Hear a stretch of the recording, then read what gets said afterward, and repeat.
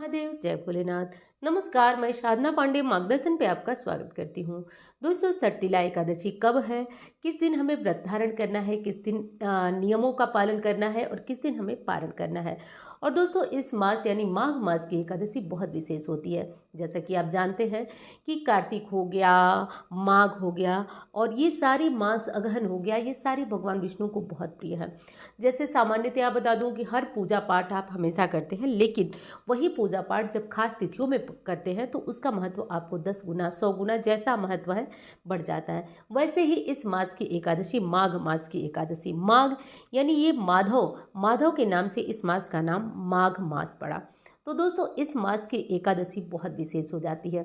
एकादशी का नियम जैसे कि एक दिन पूर्व से पालन करना होता है। जो भी व्रत करने वाले हैं उनको एक दिन पहले से ही आप लहसुन प्याज छोड़ दीजिए। अपने बाल को, स्त्री हैं तो साफ कर लें, पुरुष हैं तो कोई बात नहीं, लेकिन स्त्री हैं तो आप अपने बालों को एक दिन पहले से साबुन शैम्पू कर लें और अपने घर के मंदिर को भी थोड़ा साफ सुथरा कर लीजिए। सफाई बहुत ज़रूरी है, क्योंकि घर का मंदिर यदि गंदा है तो आपके जो देखेंगे बृहस्पति ग्रह कमज़ोर होने लगते हैं और वो खुशियों के दाता है। ऐसे में ज़रूरी है कि घर के मंदिर में धूल वगैरह न जमी रहे। तो चलिए दोस्तों, सबसे पहले तो जान लेते हैं कि सटतिला एकादशी इस बार हम व्रत कब धारण करेंगे। तो माघ मास कृष्ण पक्ष की एकादशी 5 फरवरी को शाम 5:24 से प्रारंभ हो रही है।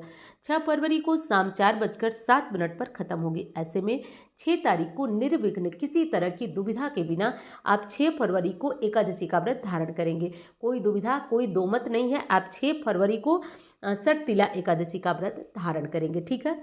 अब इसके बाद और महत्वपूर्ण जानकारियां जान लेते हैं। जैसे कि 6 फरवरी को तो आप व्रत धारण करेंगे, लेकिन एक दिन पहले से ब्रह्मचर्य का पालन करिएगा, लहसुन प्याज मत खाइएगा। और 10वीं तिथि में जो लोग व्रत करते हैं, ये नियम केवल उन्हें पालन करना है कि आप जो है सूर्यास्त के बाद कुछ मत खाइएगा, सूर्यास्त से पहले खा लीजिएगा। और सुबह भले ही आपने 10वीं को चावल खा लिया है, शाम को चावल ना खाएं, रोटी वगैरह खाइए, दूध लीजिए। और हाँ, शाम को खाने के बाद यदि 10वीं को आपको, जैसे मान लीजिए कि 6 को व्रत रखना है, 5 को ये सारे नियम करना है और आपको भूख लग गई रात को, तो फल, दूध, जूस, ये सब चीज़ें आप ले सकते हैं। केवल अनाज आपको नहीं लेना है। और हाँ, गहराई से इस नियम का पालन करिएगा। एकादशी कोई मजाक व्रत नहीं होता है। एकादशी 3 दिनों का नियम होता है, संग्रह होता है, तब जाकर एकादशी पूर्ण होती है। चलिए, अब ये चीज़ तो आपको पता चल गई और निर्विघ्न है, कोई दुविधा में मत आइएगा। 6 फरवरी को आज हर जगह जो बड़े मंदिर है राधा कृष्ण के, वहाँ भी 6 फरवरी को ही एकादशी का व्रत धारण किया जाएगा, रखा जाएगा। अब दोस्तों, 10वीं का नियम समझ गए। जो लोग व्रत करते हैं उन्हें तो ये सारे नियम पालन करना है, लेकिन जो व्रत नहीं करते हैं वो 6 तारीख को अनाज का दान नहीं करेंगे। साथ साथ आज जो है देवताओं को भी अन्न का भोग नहीं लगाया जाता है। यदि बाल रूप में कृष्ण जी हैं, कन्हैया जी हैं, तो उनका भोग लगा सकते हैं। बाकी किसी भी देवी देवता को अन्न का भोग नहीं लगाया जाता है, क्योंकि उनका भी आज एकादशी का उपवास होता है। शिवलिंग पे भी चावल, अक्षत इत्यादि नहीं चढ़ाया जाता है। तुलसी की आज सेवा पूजा जो है वो सिर्फ स्पर्श से नहीं होती है, सिर्फ दूर से, यानी कि दूर से आप उन्हें धूप दिखा सकते हैं, दूर से आप जो है उन्हें दीप जला सकते हैं, जल नहीं चढ़ाएंगे और आज स्पर्श उन्हें नहीं करेंगे। एकादशी के दिन भगवान विष्णु को बिना, वैसे तो हमेशा ही ज़रूरी है कि तुलसी दल तोड़कर ही उनका भोग लगाएं, लेकिन यदि नहीं हो पाता है तो आप जो है कहीं से भी आपने एक दिन पहले, जिसकी 5 तारीख को तुलसी तोड़ना आप भूल गए हैं, तो एकादशी के दिन आप तुलसी को तोड़े नहीं, गमले में जो सूखी पत्तियां गिरी हैं उनको निकालकर भगवान को भोग लगाइए। लेकिन आज तुलसी को स्पर्श न करिए, तोड़िए तो बिल्कुल नहीं। एक दिन 2 दिन पहले से आप तुलसी तोड़कर रख सकते हैं, ठीक है। ये चीज़ आपकी बिल्कुल स्पष्ट आपको जानकर रखना है, कोई गलती नहीं करना है, क्योंकि एकादशी बहुत बड़ा व्रत है। जो लोग नहीं व्रत करते हैं वो भी आज अनाज का दान नहीं करेंगे, जो व्रत करते हैं वो भी अनाज का दान नहीं करेंगे, ठीक है। अब जान लेते हैं दोस्तों कि पूजा हमें किस मुहूर्त में करनी है।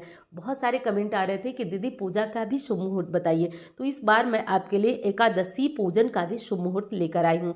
इस मुहूर्त में यदि आप पूजन करते हैं तो आपको और भी अधिक लाभ की प्राप्ति होगी। तो देखिए, सटतिला एकादशी, जो कि 6 प्रकार से तिलों का उपयोग करने की, सट यानी कि संस्कृत का शब्द है 6, सट मतलब 6, तो सटतिला 7 प्रकार से तिलों का उपयोग करने के कारण इस एकादशी का नाम सटतिला एकादशी। अब मन में तो ये आएगा कि 6 किस प्रकार हम यूज करें। देखिए, पहला है स्नान में आप यूज करेंगे, दूसरा पूजा में, तीसरा देवताओं के भोग में, चौथा भक्षण में, पांचवा बिस्तर पे भी कुछ दाने डालकर सोने के लिए शास्त्रों में बताया गया है, और सातवां जो है हवन करना, छठा जो है हवन करना। तो इन 6 प्रकार से तिलों का इस्तेमाल आज करने वाले को वैकुंठ धाम में स्थान मिलता है। व्यक्ति बड़े से बड़े पापों से मुक्त हो जाता है। ये हमारे कथन नहीं है दोस्तों, ये हमारे शास्त्र कहते हैं कि आज तिलों का इस 6 प्रकार से उपयोग करने वाले को इस धरती पे तो सभी सुखों की प्राप्ति होती ही है, साथ साथ वैकुंठ में भी उसका निवास बन जाता है।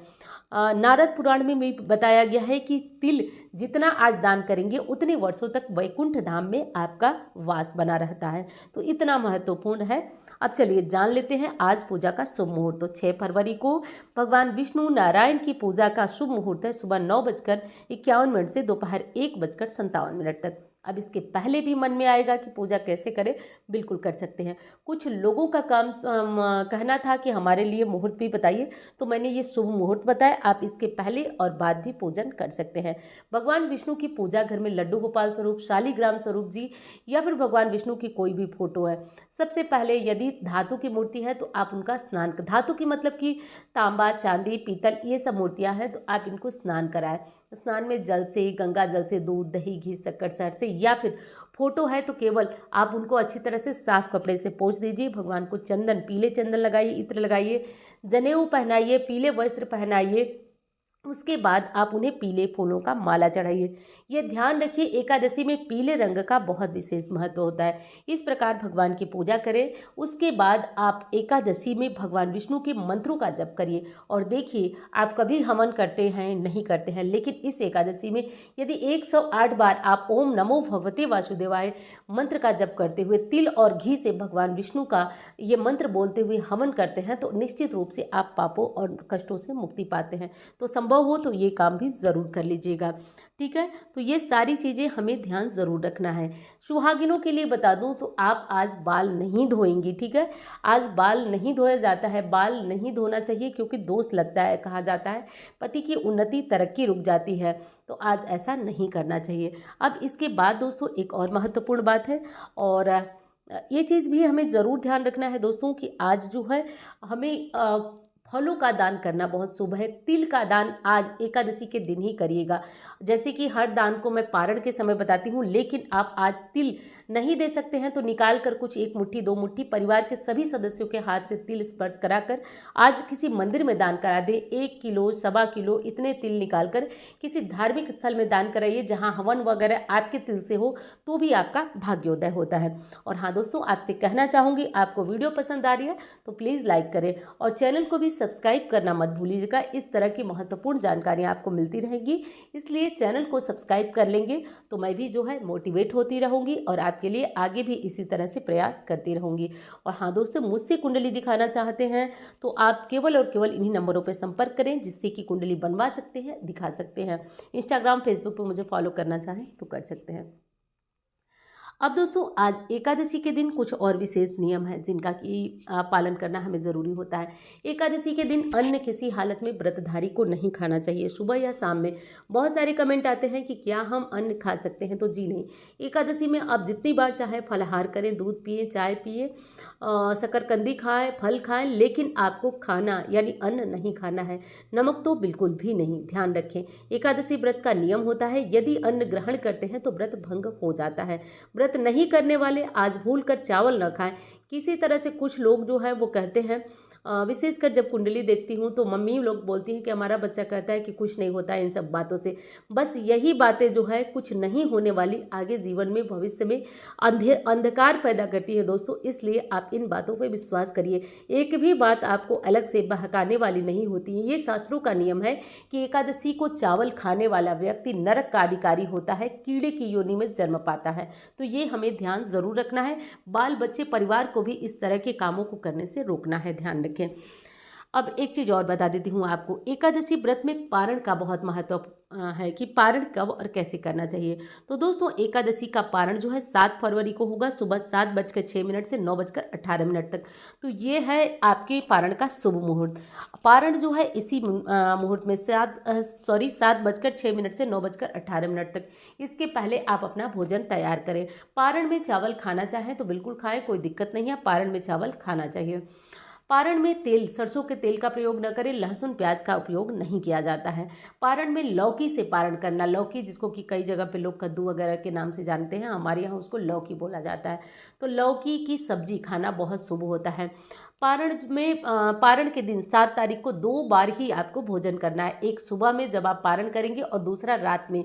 इसके बीच अन्न का सेवन नहीं किया जाता है। अन्न का सेवन करने से आपका व्रत का जो पुण्य होता है वो त्रिजटा को चला जाता है। अब बीच के समय में यदि आपको भूख लगती है तो आप फलाहार ले सकते हैं, चाय, दूध, फल, जूस, मूंगफली, मखाना, जो भी चीज़ें आप खाना चाहें खा सकते हैं, अनाज न खाएं। कुछ लोग एक नियम लगाते हैं कि हम एक बार ही बैठ करके और 3 बार 4 बार हाथ धो करके और खा लेंगे 3 बार एक ही बार के बैठे हुए, तो माना जाता है कि हम जो है दिन में कई बार खा सकते हैं, लेकिन ऐसा होता ही नहीं है दोस्तों। शास्त्रों में कहा गया है कि तीसरी बार आप जो है अन्न ग्रहण करते ही आपका व्रत का जो पुण्य होता है वो त्रिजटा को चला जाता है। इसलिए जब आप इतना बड़ा व्रत कर रहे हैं तो कोई बीच में चीटिंग करने का मत सोचिए, कोई नियम मत। क्या दिक्कत है, सुबह हम अच्छे से खाना खा लें, पारण का समय आपको पहले पता चल ही जाता है, आप उसी समय में दाल, चावल, रोटी, सब्जी जो भी खाना चाहें तैयार करके रख लें और उसके बाद दिन में आप अपने चाय पानी की जो व्यवस्था हो वो कर लीजिए। रात को फिर अच्छे से अपना खाना बनाकर, रात के खाने में आप लहसुन प्याज सब कुछ खा सकते हैं, तो जो आपकी इच्छा हो रात को भोजन बनाकर खा सकते हैं। तो बस यही, इतना बड़ा व्रत है तो थोड़ा सा पारण के नियम का पालन करना ज़रूरी है। इसीलिए तो दोस्तों इस व्रत को व्रतराज कहा जाता है, इससे बड़ा कोई व्रत है ही नहीं। तो आप समझिए कि इसका पुण्य फल कितना बड़ा होगा। तो ये था सटतिला एकादशी व्रत का नियम, महत्व, और ये जो है जानकारियाँ मैं उम्मीद करती हूँ कि सभी के लिए बहुत अच्छा लगा। आपको पसंद आए तो वीडियो शेयर करिए, आप जो है शेयर करके दूसरों का भी भला करेंगे और अपना खुद का भी भला कर सकते हैं। तो चलिए अब मिलती हूँ आपसे अन्य किसी वीडियो में। कमेंट बॉक्स में हर हर महादेव लिखना मत भूलिएगा।